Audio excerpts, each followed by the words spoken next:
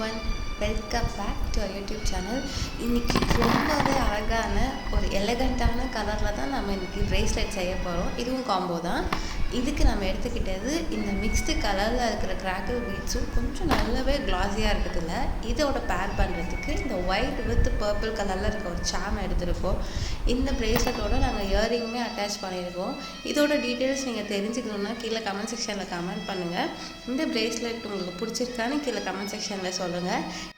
மறக்காமல் நம்ம சேனலில் இதே மாதிரி நம்ம நிறையா வீடியோ செஞ்சு போட்டிருக்கோம். அதையுமே எங்களுக்கு தொடர்ந்து பார்த்து சப்போர்ட் கொடுத்துட்டே இருங்க.